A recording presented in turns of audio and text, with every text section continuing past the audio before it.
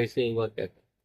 7 तारीख को 4:30 बजे के आसपास बिल्डिंग के बेसमेंट 1 में बच्चा खेल रहा था। वहां से तेज गाड़ी रफ्तार लेके आया और मेरे बच्चे को ठोक दिया। बच्चा वहां पे छटपटाने लगा।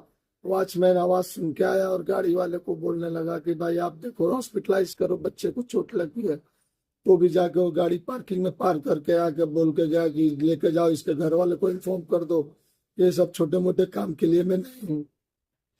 और वो उस टाइम पे मेरे बच्चे को मेडिकल हेल्प मिली होती तो मेरा बच्चा आज जिंदा होता था। आज मेरे बच्चे को मारने के बाद उसको 24 घंटे के अंदर उन्होंने, पुलिस वाले लोग ने जमानत दे दिया था। फिर हमारे पूरी फैमिली उधर जुटी और हम लोगों ने वो किया, तो फिर उसको वापस कस्टडी में ले लिए। ये आरोपी जो है वो पहचान वाला है कि कैसा है? नहीं सर, हमारे पहचान वाला तो नहीं है, लेकिन वो गाड़ी इधर पार्क लगाता है। और 1-1.5 महीना पहले इसी के चलते हमारे भतीजे से थोड़ा बोलचाल हुआ था और वो कहा था कि मैं तुम लोगों को सबक सिखाऊंगा।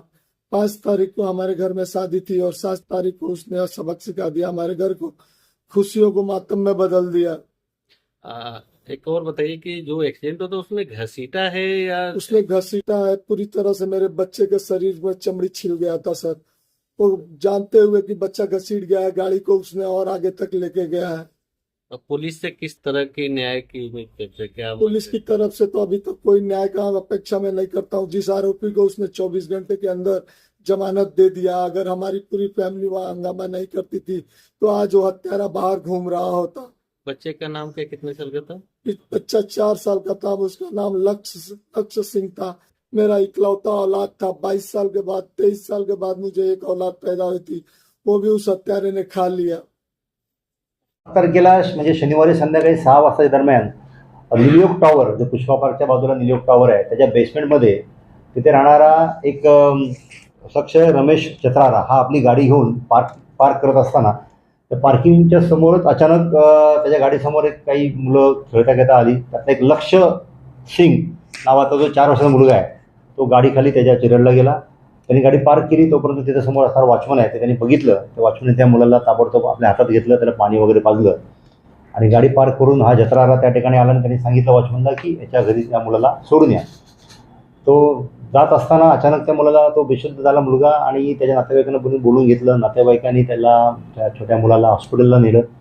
हॉस्पिटल नेण्यापूर्वीच त्या मुलांनी प्राण सोडला होता, त्याचं निधन झालं।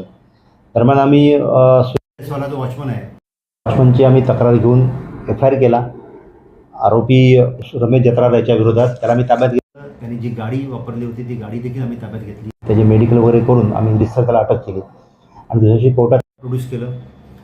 कोर्टाने त्याला जामीन दिला, पण आम्ही त्याला जामीन असमर्थ असल्याने त्याला पुन्हा जेलला पाठवलं।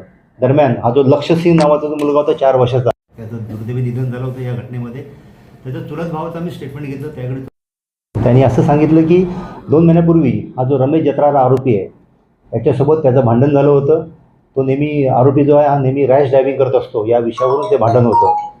त्यामुळे त्याला त्याचं स्टेटमेंट घेऊन त्यात आम्ही एक सेक्शन ॲड केलं, BNS 105 प्रमाणे ते ॲड केलं। ते सेशन कमिटी आहे, त्याचा आम्ही कोर्टाला सविस्तर माहिती दिली आणि कोर्टाकडे पुन्हा आम्ही त्या सेक्शनखाली त्या आरोपीचा आम्हाला ताबा पाहिजे म्हणून आम्ही कोर्टाने विनंती केली। कोर्टाने आदेश केले की त्या आरोपीचा ताबा तुम्ही घ्या। आज रोजी आम्ही जो ठाणा जिल्हा आरोपी आहे त्या ठाणा जिल्ह्यातून आरोपीचा आम्ही ताबा आज घेतोय आणि पुन्हा त्याला या गुन्ह्यात अटक करून त्याचं नवीन रिमांडसाठी आम्ही कोर्टात प्रोड्यूस करतोय।